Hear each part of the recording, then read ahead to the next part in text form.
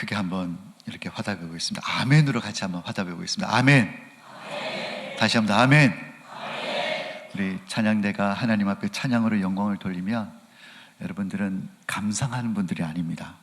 오늘은 소프라노가 삑사리가 났구나, 뭐 이런 거 평가하는 게 아니고 가사를 함께 묵상하시면서 내 신앙으로 고백을 하시면 좋겠습니다. 그래서 찬양대가 찬양이 끝나고 나면 맞습니다, 하나님 저 고백이 저의 고백입니다 라는 뜻으로 아멘 하고 이렇게 화답하시기를 축복합니다. 네. 다시 한번 아멘. 네. 다음 주는 이거보단 소리가 더 컸으면 좋겠습니다. 새해 둘째 주를 맞이하고 있습니다. 이게 속담이 있는 말인지 모르겠는데 우리 어린들이 하시는 말씀이 있었어요. 헐어놓으면 빨리 간다. 혹시 이런 말씀 들어보셨습니까? 한 두어 분 정도는 고개를 끄덕이시는데, 여러분 내 수중에 100만 원이 딱 있다 그러면 그냥 100만 원 그대로 있을 때는 그냥 100만 원이 지켜야 되는데, 그걸 깬다든지, 그러니까 5만 원짜리가 있어도 이것을 잔돈으로 바꾸는 순간 이제 1,000원이 빠져나가고 5,000원이 빠져나가고 그러면서 술술술 헐어가는 거예요. 그래서 헐어놓으면 빨리 간다라는 얘기가 뭐냐면, 2026년도를 시작한 지 송구영 씨 예배 어제인 것 같은데 벌써 둘째 주입니다. 둘째 주. 정말 올해도 빨리 갈 것으로 예상이 되어집니다. 송구영 씨 예배를 드리면서 이제 2025년 달력을 다 띄고 2026년 달력을 바꾸면서 나름대로 여러분 마음 가운데 결단한 거, 각오한 것, 다짐한 것이 분명히 있을 줄 압니다. 둘째 주가 되었습니다. 그 각오, 결단 잘 지켜주고 계십니까? 벌써 무너지신 분이 계십니까? 쉽지 않습니다. 잘 지켜지시기를 축복하고요. 올해가 끝났을 때, 올해는 잘 살았다, 내가 연초에 결단한 대로 다 이루고 살았다, 이렇게 고백할 수 있는 그런 은혜가 있으셨으면 좋겠습니다. 근데 문제는 시간이 가면 이 결단과 의지가 점점 약해진다는 거예요. 우리가 올 한 해 하나님을 잘 섬겨보겠다고 이렇게 마음가짐을 하고 새롭게 하고, 작년에 못했던 것들, 작년에 부끄러웠던 것을 올해는 부끄럽지 않게 하나님 앞에 살겠다라고 다짐을 하지만, 뭐 이번 주까지는 이제 고작 둘째 주니까 잘 지켜주신 분도 계시겠지만, 이제 한 달이 지나고 두 달이 지나고 점점 시간이 지나면서 그 의지가 약해지는 우리의 모습을 보게 됩니다. 처음에는 열정을 가지고 신앙생활을 시작하는데 시간이 지나가면서 열정도 식어지게 되는 것이고, 처음에는 막 기쁨으로 시작을 했는데 시간이 지나가면서 기쁨도 점점 사라지게 되는 것이고, 예배에도 감동이 줄어들게 되고, 기도는 하고 있는데 형식으로만 남아있는 것 같고, 신앙생활이 점점 무기력해지는 그런 때가 올 때가 있을 것입니다. 분명히 온다라고는 말씀드리고 싶지 않습니다. 안 왔으면 좋겠습니다. 그런데 살다 보면 그런 때가 온다라는 것이죠. 오늘 우리가 읽은 시편 51편은 너무나 유명한 다윗의 시편입니다. 근데 오늘 이 시편 말씀을 보면 그렇게 무너지는 때가 올 때, 오늘 지금 우리가 결단, 각오 시작했는데 무너질 때가 온다는 것을 지금 얘기하고 있거든요. 근데 그런 무너진 삶의 자리가 우리 삶에 나타나게 될 때에 우리는 어떻게 다시 일어날 수 있는가? 초장부터 좀 주사를 맞고 올해를 시작했으면 좋겠다 싶은 마음으로 오늘 이 말씀을 준비했습니다. 오늘 시편 말씀이 말하고 있는, 오늘 본문이 말씀하고 있는 핵심은 아주 중요합니다. 아주 분명합니다. 죄로 무너진 삶의 자리를 다시 일으켜 세우는 힘은 무엇인가? 그것을 우리에게 분명하게 말씀하고 있는데, 그것은 우리 연초에 가졌던 결단, 각오, 의지, 이런 것들이 우리의 삶을 다시 일으켜 세우는 것이 아니다.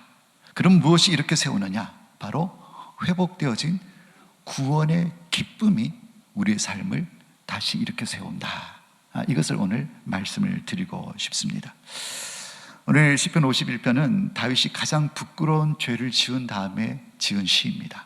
우리가 성경 시편을 보면 매번마다 그런 건 아니지만 각 장들 제일 앞부분에 보면 괄호로 이렇게 묶어가지고 작은 글씨로, 또 어떤 성경은 파란색 글씨로 인쇄되어진 작은 제목이 하나 붙어 있는 것을 보게 됩니다. 오늘 51편에도 제일 앞줄에 괄호 열고 이렇게 되어 있습니다. 다윗의 시, 인도자를 따라 부르는 노래. 다윗이 밧세바와 동침한 후 선지자 나단이 그에게 왔을 때, 그때 지었던 시라는 것입니다. 그때 지었던 시라는 거죠. 여러분, 이 시편의 배경은 사무엘하 11장과 12장을 배경으로 하고 있습니다. 사무엘하 11장을 보면 다윗의 흉악한 범죄가 기록이 되어져 있습니다. 우리가 잘 알다시피 우리아의 아내 밧세바가 목욕하는 장면을 보고 그 여인을 데려다가 간음을 하게 되는 거죠. 그런데 임신을 하게 되니까 그 자기 죄를 덮기 위해서 전장에 나가 있는 남편을 불러다가 동침하게 했는데 그게 뜻대로 안 되니까 결국은 그 우리아를 최전방에 살짝 내보내고 뒤로 빠져나서 맞아 죽도록 그렇게 해서 살인교사까지도 저지른 엄청난 죄가 사무엘하 11장에 기록이 되어져 있습니다. 그리고 12장에는 바로 그러한 죄를 지은 다윗에게 하나님께서 하나님의 사람 나단이라는 선지자를 보내서 다윗의 죄를 책망하는 장면이 12장에 기록이 되어져 있습니다. 대충 내용은 그렇죠. 어떤 마을에 두 사람, 한 부자와 한 가난한 사람이 살고 있었는데 이 부잣집에 어떤 손님이 찾아왔습니다. 근데 그 가난한 사람에게는 정말 자기 딸과 같이 여기는 어린 암양 새끼 한 마리밖에 없는데 그 부자가 그 한 마리 암양 새끼를 가로채 가지고 자기 집에 온 손님을 대접했다. 뭐 그 예를 이 나단 선지자가 다윗에게 한 것입니다. 대뜸 찾아가지고 다윗 왜 죄를 지었습니까? 왜 간음죄를 지고 살인죄를 지었습니까? 하지 않고 이 얘기를 먼저 한 거죠. 그랬을 때 그 얘기를 들은 다윗이 아주 화를 내면서 하나님의 살아계심을 두고 맹세하노니 이 일을 행한 사람은 반드시 죽어야 된다. 막 화를 내면서 다윗이 그런 얘기를 하는 것입니다. 그럴 때 나단이 일침을 날리죠. 바로 당신이 그 사람입니다. 그 얘기를 듣고 기록되어진 후회하면서 회개하면서 참회하면서 기록한 시편이 오늘 51편이다 이렇게 얘기할 수가 있는 것이죠. 그런데 이 나단의 책망을 들은 다윗은 정말 마음이 무너져 내립니다. 아, 내가 죄인이구나. 내가 하나님 앞에 이런 죄를 지었구나 라면서 다윗은 자기의 죄를 솔직하게 하나님 앞에 고백하는 모습을 보게 됩니다. 근데 여러분, 일반적으로 그렇지 않습니까? 우리의 부끄러움이 드러나고 수치가 드러나면 일반적으로 방어기제가 발동해서 그것을 거부한다든지 부정한다든지 이런 모습을 일반적으로 많이 보입니다. 죄인들의 속성인 것이죠. 물론 다윗도 그럴 수가 있었습니다. 나단이 그렇게 얘기할 때 아니라고, 저 여자가 먼저 나를 유혹했다고, 하필이면 내가 잘 보이는 데서 그렇게 목욕을 했다고, 그러면서 이 밧세바에게 누명을 씌우고 자신의 죄를 이렇게 핑계할 수도 변명할 수도 있었다는 것입니다. 아니면 왕이잖아요. 나단이 그런 얘기를 하면 나단 죽고 싶지 않으면 그 입 다물라 이러면서 자기 권력을 가지고 나단을 협박하거나, 아니면 뭐 우리아도 죽였는데 나단쯤이야 하고 얼마든지 죽여서 자기 죄를 덮을 수도 있었다라는 것입니다. 그런데 다윗은 변명하지도 않았고 자기 죄를 덮으려 하지도 않았던 것입니다. 대신 다윗은 어떻게 고백합니까? 오늘 본문 4절 말씀을 보니까 내가 주께만 범죄하여 주의 목전에 악을 행하였습니다 라면서 자신이 지은 죄를 솔직하게 죄를 지었다라고 고백하는 모습을 볼 수가 있는 것이죠. 오늘 4절 말씀을 보니까 물론 이 우리아도 죽이고 우리아의 아내인 밧세바도 범하면서 사람에 대해서 지은 죄이긴 하지만 오늘 다윗의 고백을 보면 사람에게 지은 죄이기 이전에 먼저 하나님 앞에 죄인임을 고백하고 있습니다. 그래서 내가 주께만 범죄하여 주의 목전에 악을 행하였습니다. 다윗은 먼저 사람에게 지은 죄를 고백하기 전에 먼저 하나님과의 관계를 깨트리는 죄를 지었다라고, 내가 하나님 앞에서 죄를 지었다라고 먼저 고백하는 것을 볼 수가 있는 것입니다. 그러니까 이 나단의 책망 앞에서 솔직하게 자신의 죄악을 하나님 앞에 낱낱이 회개하고 고백하는 다윗의 모습을 보게 된다라는 것이죠. 사랑하는 여러분, 이 죄를 숨기면 마음이 굳어지게 되는 것입니다. 우리가 앞에서 살펴본, 잠깐 제가 말씀드렸던 우리 신앙생활이 무기력해지고 예배의 감동이 사라지게 되고 기도에도 형식만 남아있게 되고 이런 모습이 여러분 지속되어지는 이유가 뭔 줄 아십니까? 그 무기력해진 그런 힘없는 신앙의 그 저변에 깔려있는 중요한 주제는 무엇이냐면 바로 우리 가운데 죄를 숨기는 이 문제가 있기 때문에 그런 영적인 현상이 나타난다는 사실을 우리가 먼저 직시해야 한다라는 것입니다. 그런데 다윗은 이것을 솔직하게 하나님 앞에 인정했습니다. 자기가 죄인이라고, 하나님 앞에 죄를 지었다고 분명하게 인정하고 회개하게 되니 하나님의 은혜가 다윗의 삶 가운데로 흘러들어가게 되는 것입니다. 사랑하는 여러분, 기쁨의 회복은 죄를 덮어두고 숨기려 할 때 절대로 기쁨이 회복되어지지 않습니다. 죄인은 자기가 지은 죄를 하나님 앞에 솔직하게 고백하고 죄의 문제를 해결받을 때 비로소 그 안에 기쁨이 회복되어지는 줄로 믿습니다. 여러분, 하나님 앞에 특별히 죄의 문제만큼은 솔직하고 정직할 수 있는 우리 모든 성도님들이 되시기를 예수님의 이름으로 축원합니다. 그래서 이 얘기하는 것, 그게 회개의 가장 기본적인 태도라고 얘기할 수가 있는 것입니다. 그래서 오늘 51편 말씀을 자세히 들여다보면 다윗은 하나님, 제가 간음죄를 지었습니다. 하나님, 제가 살인죄를 지었습니다. 이렇게 기도해야 될 것이 마땅해 보이는데 어디를 봐도 다윗이 하나님, 제가 간음죄를 지었습니다. 제가 살인죄를 지었습니다. 제 부하를 죽여서 살인했습니다. 심지어는 피해자인 밧세바의 이름조차도 언급이 되어지지 않다라는 거예요. 자기의 제목을 하나도 얘기를 하고 있지 않는 것을 보게 된다는 것입니다. 다윗이 부끄러워서 아니면 자기 죄를 축소하기 위해서 그런 제목을 낱낱이 아뢰지 않았을까요? 절대 그런 것은 아닌 것입니다. 다윗은 오히려 자기의 죄된 이 행위를 그 어떤 것보다도 싫어하고 미워하는 사람이었습니다. 지금 다윗에게 있어서 내가 어떤 죄를 지었고 어떤 제목을 지었느냐, 제목을 가지고 있느냐, 이것은 사실 크게 중요하지 않습니다. 왜냐하면 다윗에게 있어서 더 중요한 것은 내가 어떻게 하다가 이런 죄인이 되었는가, 다윗에게 있어서는 이게 더 중요한 것이죠. 살인죄를 짓고 간음죄를 지었지만 하나님, 제가 살인죄를 지었습니다, 간음죄를 지었습니다 라고 이렇게 죄목을 가지고 하나님께 회개하는 것보다도 지금 다윗에게 있어서 더 중요한 것은 내가 어떻게 하다가 하나님 앞에 이런 살인죄를 짓고 간음죄를 짓게 되었습니까? 라는 것이 다윗에게 가장 더 중요한 중심 주제였고 중요한 관심사였다라는 것입니다. 여러분, 우리가 흔히 죄를 얘기할 때 우리는 드러나고 나타난 행동과 결과를 가지고 죄를 얘기를 합니다. 그렇지 않습니까? 예를 들어서 어떤 사람이 직장에서 일을 하면서 직장의 장부를 이렇게 조작을 해가지고 공금을 횡령을 했습니다. 그러면 많은 사람들이 관심을 가지고 보는 것이 무엇입니까? 이 사람이 얼만큼 해먹었느냐, 언제부터 이렇게 장부를 조작해서 공금을 횡령했느냐, 어떤 방법을 썼느냐, 그래서 우리 회사가 입은 피해가 얼마냐, 많은 사람들은 여기에 관심을 가지는 것입니다. 당연한 것입니다. 그건 드러나는 것이고 나타나는 것이기 때문에.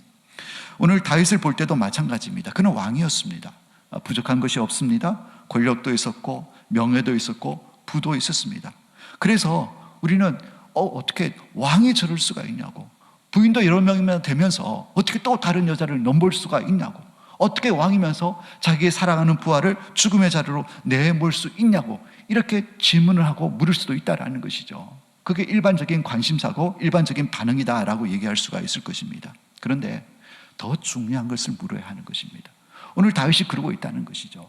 하나님 앞에 저 이런 죄 지었습니다, 저런 죄 지었습니다 라는 것을 고백하는 것이 아니라, 하나님, 제가 이러했기 때문입니다. 그래서 그런 죄를 지었다라는 거예요. 지금 다윗의 궁금한 것은, 중요한 핵심은 무엇이냐면, 무엇 때문에 이런 죄를 짓게 되었는가, 나의 영적 상태가 어떠한가, 내 안에서 무엇이 무너졌기 때문에 이런 죄를 지을 수밖에 없었는가, 이것이 다윗의 관심이었다라는 거예요. 간절히 원하기는 우리 모든 성도님들도 오늘 이런 자세가 있기를 소망합니다. 나타난 결과 물론 하나님께 회개해야죠. 피해를 입은 사람을 위해서 또 기도하고 그들에게 용서를 구하는 것도 필요합니다. 그러나 더 중요하게 봐야 될 것은 뭐냐면, 어떻게 하다가 내가 이런 지경에 이르게 되었는가, 어떻게 하다가 내가 이런 죄를 짓게 되었는가, 그 근본적인 원인과 뿌리를 먼저 바라볼 수 있어야 된다는 것입니다. 그거를 제거해야 된다라는 것입니다. 여러분, 그래서 문제의 핵심은 다른 것이 아닙니다. 왜 그랬을까? 근본적인 그 뿌리, 이 원인이 무엇인가를 이 다윗은 찾아냈다라는 거죠. 여러분, 다윗이 왜 그렇게 되었겠습니까? 왜 살인죄를 저지르고 간음죄를 저지르고 이런 죄악들, 이 흉악한 죄악을 저지를 수밖에 없었는가 하는 것입니다. 그것은 바로 다윗 내면에 있었던 공허함 때문이었습니다. 다윗의 이 공허함 그리고 채워지지 않는 그 상실이 다윗으로 하여금 이런 살인과 간음죄를 짓도록 이끌었다라는 것을 우리가 먼저 생각해 봐야 하는 것입니다. 이것이 그의 고백에도 나와 있습니다. 오늘 시편 51편에 어떻게 보면 가장 핵심적인 구절이라고 뽑을 수 있는 구절은 12절입니다. 우리 12절 말씀을 같이 한번 읽어보도록 하겠습니다. 12절입니다. 시작. 주의 구원의 즐거움을 내게 회복시켜 주시고 자원하는 심령을 주사 나를 붙드소서. 여러분, 놀랍지 않습니까?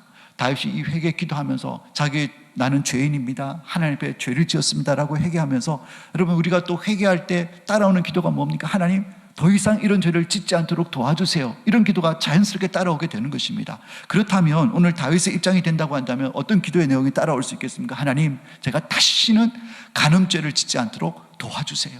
하나님, 제가 다시는 살인죄를 짓지 않도록 하나님 저를 붙잡아 주세요. 하나님, 다시는 실수하지 않도록 도와주세요. 이런 기도가 자연스럽게 나와야 될 것인데, 오늘 다윗의 기도는 그런 기도의 내용이 아니라, 하나님, 제게 구원의 기쁨을 다시 회복시켜 주십시오. 이게 다윗의 죄하고 무슨 상관관계가 있습니까? 정욕에 불타 있어서 그런 죄를 지었죠. 자기 죄를 덮고 싶은 그런 마음 때문에 그래서 살인죄를 저질렀죠. 그런데 구원의 기쁨하고 그거하고 무슨 상관이 있냐고요. 근데 아주 밀접한 관계가 있다라는 거예요. 지금 다윗이 내가 이런 죄를 저지를 수밖에 없었던 이유가 무엇인가를 가만 생각해 보니까 가장 중요한 것, 잃어버린 무언가가 있다라는 거예요. 잃어버린, 상실한 그것 때문에 내가 이런 죄를 지을 수밖에 없다. 그래서 그것이 다시 회복되어지는 것이 다른 어떤 것보다도 더 중요하다라는 사실을 다윗은 깨달았다는 것입니다. 그것이 무엇입니까? 바로 구원의 기쁨인 것입니다. 그래서 간음죄 짓지 않도록 도와주세요, 살인죄 짓지 않도록, 실수하지 않도록 저를 붙잡아 주세요 라고 기도하지 않고, 잃어버린 것, 정말 중요한 것, 다시 회복되어져야 될 것, 이 모든 문제의 근원이 되는 내가 상실한 그것, 바로 구원의 기쁨을 다시 회복시켜 달라는 이 한 가지 기도를 하나님께 하고 있는 다윗의 모습을 볼 수가 있는 것입니다. 사랑하는 여러분, 구원의 기쁨이 회복되어지는 것이 왜 중요합니까? 그 기도하는 것이 왜 중요한가 하는 것입니다. 구원의 기쁨을 잃어버리면 반드시 우리는 다른 기쁨을 추구하게 되어져 있습니다. 우리 예수 믿는 사람들이 신앙생활을 하면서 구원의 기쁨을 상실하게 되면, 아니면 그 구원의 기쁨이 약해지게 되면, 우리는 또 다른 데서 다른 기쁨으로 우리 마음을 채우려고 하는 이런 마음이 생긴다라는 거예요. 여러분, 기쁨은 우리 인생을 살게 하는 아주 중요한 이유입니다. 우리의 존재의 이유도 기쁨을 찾는 데서 그 존재의 이유를 찾을 수도 있습니다. 그럼 학생들이 열심히 공부를 합니다. 수능을 앞두고 열심히 이제 우리 고3 우리 친구들도 있는데, 우리 교회 우리 고3 친구들이 있는데 열심히 이제 공부를 할 거잖아요. 왜 열심히 공부합니까? 합격이라는 그 기쁨을 바라보고 열심히 달려가는 거예요. 이 합격의 기쁨이 그들의 공부의 이유인 거예요. 여러분, 직장인들이 한 달 동안 열심히 일을 합니다. 야근도 하고 뭐 열심히 일을 하죠. 왜 열심히 일을 합니까?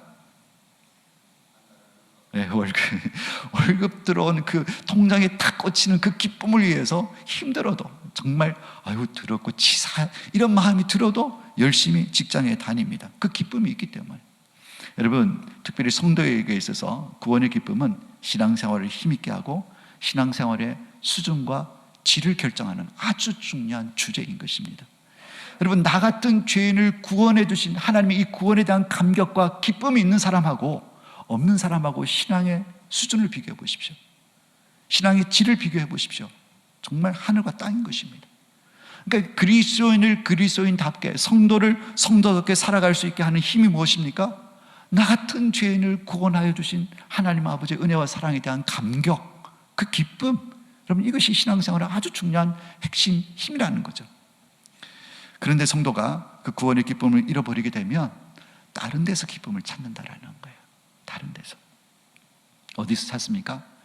세상 속에서 열심히 일해가지고 그 일의 성취를 이룬 데서 기쁨을 얻습니다.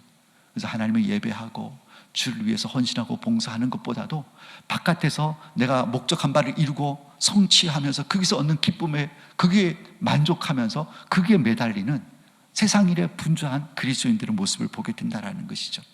관계 속에서 만족을 찾습니다.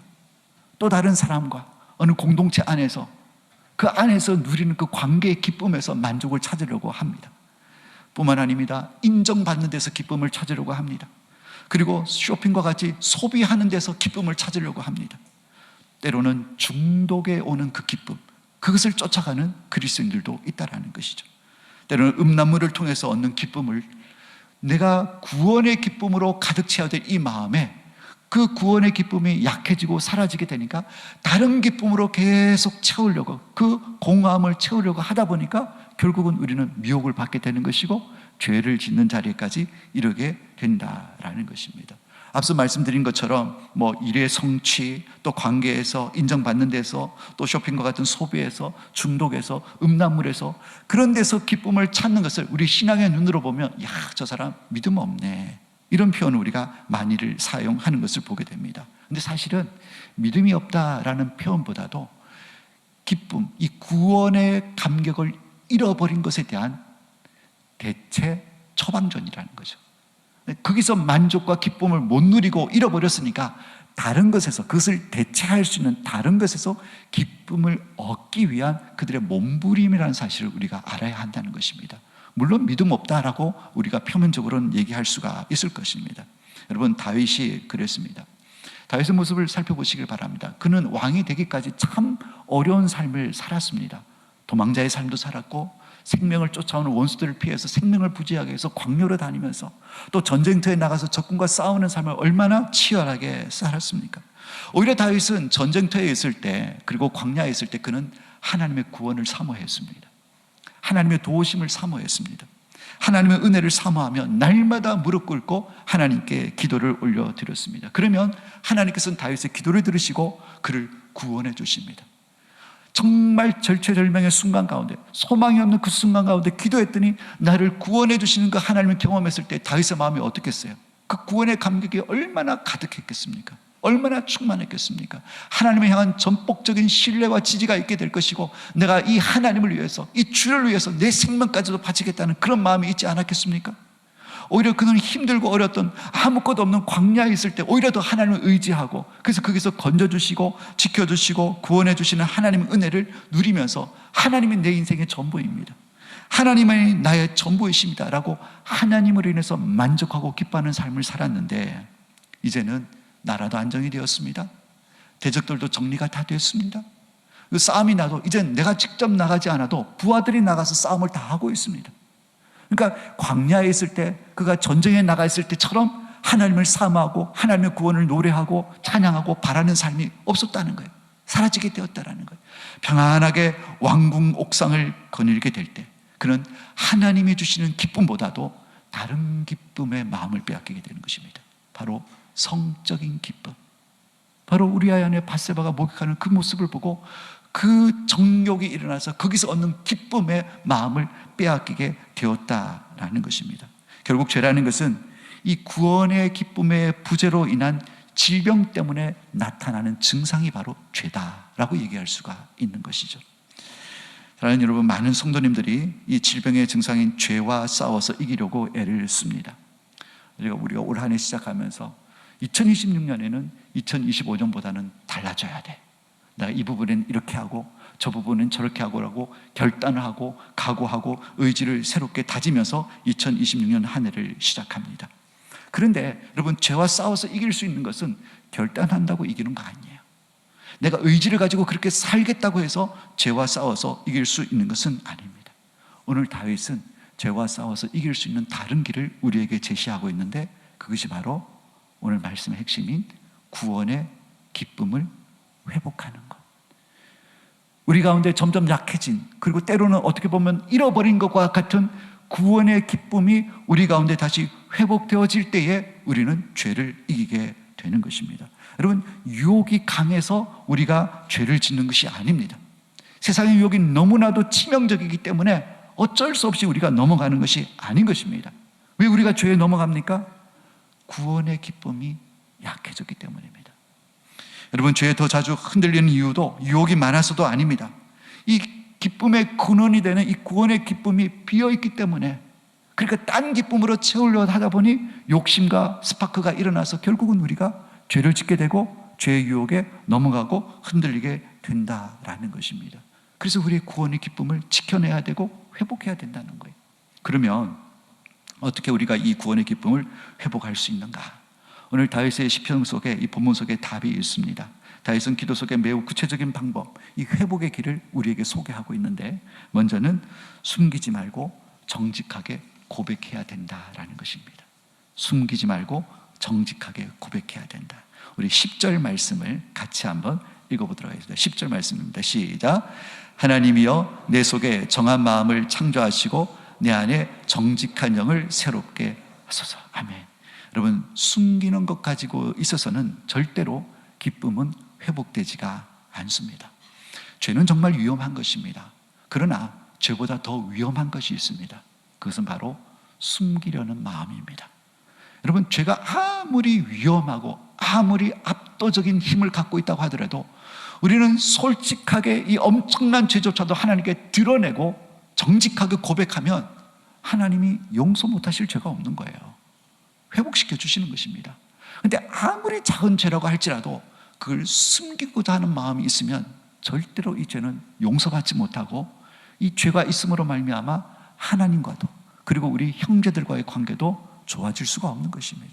그러니까 죄보다 더 무서운 것은 뭐냐면 정직하지 않는 숨기려는 마음, 이것이 더 위험하다는 사실을 우리가 알아야 한다라는 것이죠. 우리가 신앙생활을 하다 보면 가끔 서로 간의 감정 대립으로 인해서 의견 차이로 인해서 좀 마음에 서로 상처를 주고받으면서 관계가 불편한 사람들이 있을 수가 있습니다.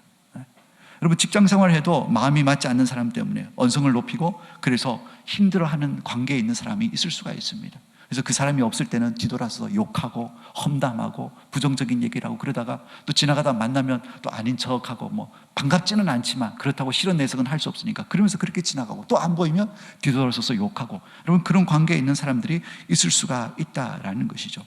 여러분, 그렇게 해서는 절대로 그 관계가 기쁨의 관계로 회복되어질 수가 없습니다. 어떻게 해야 됩니까? 풀어야죠. 해결해야죠.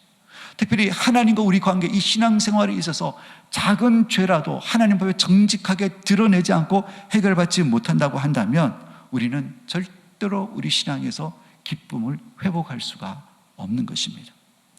하나님께 솔직해야 합니다. 정직해야 합니다. 하나님, 저 안에 미움이 있습니다.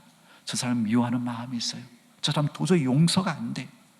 하나님, 저 사람 너무너무 불편해요. 이런 솔직한 마음, 이런 마음을 하나님 앞에 아뢰어야 하는 것입니다. 하나님, 용서하지 못하는 저를 불쌍히 여겨달라고, 저 영혼을 사랑할 수 있는 마음을 달라고 하나님 앞에 정직하게 기도로 내어놓고 아뢰어야 한다라는 것입니다. 네, 여러분, 놀랍게도 많은 분들이 그렇게 기도를 안 합니다. 그렇게 기도를 안 해요. 정말 철천지 원수 같은 사람이고 심지어는 주님의 피로 값주시고 사신 이 공동체 안에서조차 불편한 사람이 있는데 만나면 그냥 드러내지는 않지만 속으로 또 저 인간 또 저러네, 이런 마음을 갖고 있으면서도 이 문제를 해결하려고 하나님 앞에 기도하지는 않는다는 거예요. 의외로 많습니다. 하나님께 기도하면 반드시 하나님은 은혜를 주시고 회복을 베풀어 주실 터인데 안 한다는 거예요. 숨긴다는 거예요. 드러내지 않는다라는 거예요. 그러니 회복될 수가 없는 거예요. 회복될 수가 없는 거예요. 여러분, 하나님 앞에 정직하게 우리의 연약함, 우리의 죄악을 고백하고 회개해서 해결받는 우리 모든 성도님들이 되시기를 축복합니다. 그럴 때에 구원의 기쁨의 회복의 역사가 일어나는 것입니다. 여러분, 정직하지 않는 사람들의 심령에 하나님의 은혜가 흘러가지 않습니다. 정직해야 합니다. 깨끗해야 하는 것입니다. 그리고 구원의 기쁨을 회복하려면 죄를 버리려고 애쓰지 마시고 하나님과의 관계 회복을 힘쓰시길 바랍니다. 죄를 버리고 싸우려고 애쓰지 마시고 하나님과의 관계를 힘쓰시기를 바란다라는 것이죠. 오늘 11절 말씀에 이렇게 기록이 되어져 있습니다. 나를 주 앞에서 쫓아내지 마시며 주의 성령을 내게서 거두지 마소서 그랬습니다. 지금 다윗이 제일 두려워하는 것은 뭐냐면 살인죄, 간음죄, 뭐 이런 죄 지은 것에 대한 죄에 대한 벌이 무서워서 하나님께 회개하는 게 아닙니다. 오늘 11절 말씀을 보면 다윗이 가장 무서워하고 두려워하는 것은 뭐냐면 하나님의 임재가 떠나가는 것, 주의 성령을 거두어 가시는 것, 그래서 성령 하나님이 더 이상 나와 함께하지 않는 것, 이것이 다윗의 가장 큰 두려움이라는 것을 오늘 11절의 고백을 보면 알 수가 있습니다. 그래서 주의 성령을 거두지 말아달라고 기도하고 있다라는 것이죠. 여러분, 하나님과 관계가 회복되어지면 여러분, 기쁨은 자연스럽게 회복되어질 수밖에 없는 것입니다. 내가 하나님과 좋은 관계를 유지하기 위해서 이제 막 죄를 안 지으려고, 나쁜 짓을 하지 않으려고, 내가 이 죄만 해결되면, 이 죄만 끊으면, 이 습관과 고치면 내가 괜찮아질 거야, 회복되어질 거야. 물론 그런 신앙의 자세도 분명히 필요합니다. 그러나 보다 적극적인 방법, 더 효율적인 방법, 더 나은 방법을 오늘 다윗이 우리에게 소개하고 있는데, 죄에 집중하지 마시고 누구에게 집중하라고요? 하나님께 집중해야 되는 거예요. 그러니까 죄와 더불어서 싸우고 이 문제를 해결하려는 것은 소극적인 방법이에요. 그게 잘못됐다는 것은 아닙니다. 소극적으로 할 수 있는 방법이지만 보다 적극적으로 구원의 기쁨을 회복시킬 수 있는 방법은 이걸 바라보지 마시고 누굴 보라고요? 하나님을 바라봐야 되는 거예요. 여러분, 그릇 안에 여기 컵이 있는데 흙탕물이 이만큼 차 있어요. 그러니까 이 흙탕물을 어떻게 하면 맑게 변화시킬 수 있을까? 흙탕물에 집중하지 마시고 그냥 샘물을 계속 부으면 흙탕물은 밀려나게 되는 거예요. 문제가 있는 것을 바라보지 마시고 다른 것으로 채워주실 수 있는 하나님을 바라보게 될 때에 우리 가운데 구원의 기쁨은 다시 회복되어진다라는 것이죠. 그러기 위해서 필요한 것이 있습니다. 거룩한 씨가 되라 그랬어요. 우리 올해 주제입니다. 첫 번째 실천사항이 무엇입니까? 저겁니다. 말씀과 기도가 하나님과의 관계를 회복하는 길인 것입니다. 여러분, 우리가 하나님의 음성을 어떻게 분별합니까? 하나님의 뜻을 어떻게 알 수 있습니까? 우리가 하나님의 마음을 어떻게 알 수가 있습니까? 이 설교 말씀을 통해서, 내가 성경 아침에 일어나서 성경 몇 장 읽는 그 성경 말씀을 통해서, 하나님의 말씀을 통해서, 이 성경을 통해서 우리에게 당신의 뜻을 보여주시고 우리에게 당신의 말씀을 들려주신다는 거죠. 그럼 우리는 어떻게 반응합니까? 기도로 반응하는 것이죠. 하나님, 제가 이렇게 하겠습니다. 제가 이렇게 순종하겠습니다. 대화가 되어야 되잖아요. 하나님과 하나님이 이렇게 말씀하시고 나는 이렇게 반응하면서 대화가 돼야, 소통이 돼야 관계가 회복될 거 아닙니까? 그런데 예배 시간도, 기도하는 양도, 성경과 말씀을 가까이 하는 양도 점점 줄어들고 있고 하지 않는데 어떻게 우리가 하나님과 친한 관계가 될 수 있겠냐고요. 우리가 어떻게 하나님과 더 친밀한 관계가 될 수가 있겠습니까? 여러분, 구원의 감격을 회복할 수 있는 다른 방법이 없습니다. 열심히 기도하시고 말씀을 사모하시길 바랍니다. 그 안에서 하나님과 영적인 교제가 풍성해지게 되면 하나님과 관계가 풍성해지게 되는 것이고, 하나님과 관계가 풍성해지게 되면 이제는 세상이 주는 죄악된 기쁨들 별로 관심이 없게 되는 것입니다. 그것이 크게 느껴지지 않다는 거예요. 전에는 그것이 너무 커 보이고 그것이 주는 기쁨이 정말 달콤해 보일 것 같지만 하나님과 친밀한 관계 가운데 들어가고 하나님 주시는 기쁨을 우리가 소유하게 되면 세상이 주는 기쁨과 만족은 비교할 수가 없는 거예요. 그러니까 그걸 굳이 밀어내려고 하지 않아도 하나님께 집중하게 되면, 그것으로 채우게 되면 자연스럽게 죄는 멀어질 수밖에 없는 이 영적인 원리를 우리가 잘 활용을 해야 하는 것입니다. 방법은 여기 있는 것입니다. 올 한 해 우리 방격교 모든 성도님들 말씀과 기도로 하나님과 더 친밀해지실 수 있는, 하나님 관계가 더 돈독해질 수 있는 그런 한 해가 될 수 있기를 주님의 이름으로 축복합니다. 이제 다윗의 기도는 절정에 이르게 됩니다. 오늘 가장 핵심적인 말씀 12절 말씀인데, 주의 구원의 즐거움을 내게 회복시켜 주시고 자원하는 심령을 주사 나를 붙드소서 고백하고 있습니다. 특별히 후반부 말씀에 보면 중요한 단어가 있는데요, 자원하는 심령이라는 표현입니다. 자원하는 심령. 여러분, 자원한다는 얘기가 무엇입니까? 억지로 한다는 얘기가 아닙니다. 스스로 원해서, 자기가 원해서 하는 것을 자원한다라고 말씀을 하고 있다라는 것이죠. 사랑하는 여러분, 이 자원하는 심령이 참 중요합니다. 우리가 죄를 이기려고 애쓰고 노력해도 쉽지 않습니다. 왜냐하면 아까 말씀드린 것처럼 죄는 우리의 의지와 결단으로서 절대 이길 수가 없습니다. 그럼 무엇으로 이기느냐? 기쁨으로 이기는 것입니다. 기쁨으로 이기는 것입니다. 구원의 기쁨이 회복되어지게 되면 더 이상 죄가 주는 매력이 예전처럼 그렇게 크게 다가오지를 않는다라는 거예요. 나를 구원하신 하나님과 그 관계가 더 소중하게 되어지고 이제는 순종이 부담이 아니라 기쁨이 되어지게 되는 것입니다. 내가 하나님을 예배하는 것과 주님 몸된 교회를 섬기는 것이 이전처럼 내가 기쁘지 않다, 기대가 되어지지 않는다, 즐거움이 없다, 그러면 진단은 분명합니다.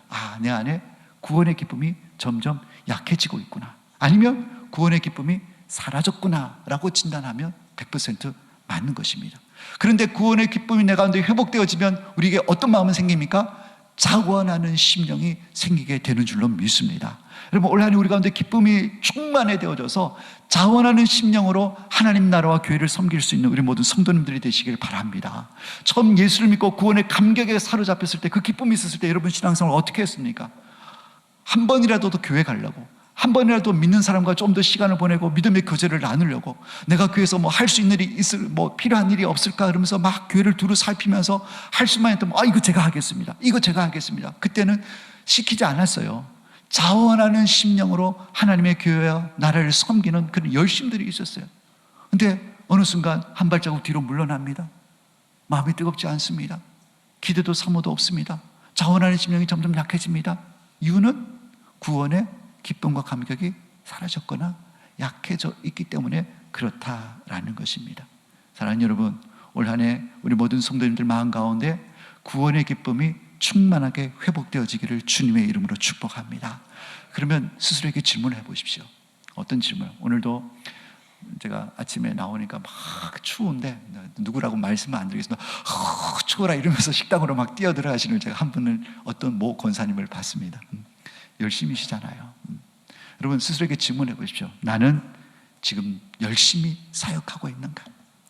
나는 지금 열심히 우리 방객교를 섬기고 있는가? 여러분, 이 질문을 스스로에게 해보시라는 게 아니고, 이 질문을 던져보라는 게 아니고, 뭐 다들 열심히 하시잖아요. 다 열심히 하십니다. 우리 교회 성도님들, 특별히 우리 권사님, 장로님들 얼마나 열심히인 줄 몰라요. 그런데 진짜 우리가 물어야 될 질문이 있습니다. 아침부터 그렇게 일찍 나와서, 이 추운 겨울에 일찍 나와서 그렇게 수고하고 헌신하는 우리에게 스스로에게 어떤 질문을 던져야 되냐면, 지금 내 안에 구원의 기쁨이 있는가? 열심히 하고 많이 하는 게 중요한 게 아니에요. 정말 하나님께서 베풀으신 구원의 은혜와 사랑에 대한 기쁨과 감격이 있어서 자원하는 마음으로 기쁨으로 하고 있느냐? 맡겨줬으니까 의무와 책임으로 그냥 어쩔 수 없이 많이 감당하고 열심히 하고 충성하느냐? 분명히 다른 것입니다. 자원하는 마음으로, 기쁨으로. 그러려면 구원의 기쁨이 회복되어져야 하는 것입니다. 예배를 드려도 감격이 없습니다. 그러나 구원의 기쁨이 회복되어지면 예배가 기대가 되어집니다. 오늘 말씀이 나에게 주시는 어떤 교훈이 나에게 주어지게 될지, 한 주간 동안 내가 무엇을 붙들고 살아가게 될 말씀이 선포되어질지 기대가 되어집니다. 그러나 구원의 감격이 없으면 예배가 지루해질 수 있습니다. 또 했던 소리 또 하고 계시네, 저 지난번에 했는데, 이렇게 자꾸 설명이 되어지고 생각이 되어지고, 구원의 기쁨과 감격이 회복되어져야 하는 것입니다. 그러려면 오늘 말씀드린 여러 가지 주제들을 꼭 기억하시길 바랍니다. 정직해야 합니다. 작은 거라도 숨기지 마시고 하나님 앞에 투명하게 드러내야 하는 것입니다. 회개로 하나님 앞에 나아가야 하는 것입니다. 뿐만 아니라 우리 가운데 있었던 모든 섭섭함과 원망들 뿐만 아니라 특별히 하나님을 향한 원망이 있습니다. 하나님, 내 기도했는데 왜 안 들어주시냐고, 왜 하나님, 왜 나를 이런 어려운 상황인데 계속 내몰아 주시고 왜 나를 건져주시지 아니하냐고, 하나님에 대한 원망과 불평, 섭섭함도 정직하게 하나님 앞에 고백하시고 해결을 받으시기를 바랍니다. 그리고 무엇보다도 말씀과 기도에 힘쓰시는 올 한 해가 되셨으면 좋겠고, 그래서 하나님과 더 친밀해지시길 바랍니다. 그리고 구원의 즐거움을 회복시켜 달라고 하나님 앞에 뜨겁게 기도하고, 죄를 이기려고 몸부림치는 것이 아니라 하나님과의 관계의 회복을 위해서 더욱더 힘쓰실 수 있는 우리 모든 성도님들 다 되시기를 소망합니다. 그래서 내 가운데 구원의 기쁨이 다시 회복되어짐으로 말미암아 올 한 해 자원하는 심령으로 뜨겁게 하나님 나라와 주님의 몸된 교회를 섬기며 승리하는 우리 모든 성도님들이 다 되시기를 예수님의 이름으로 축원합니다. 우리 같이 기도하겠습니다.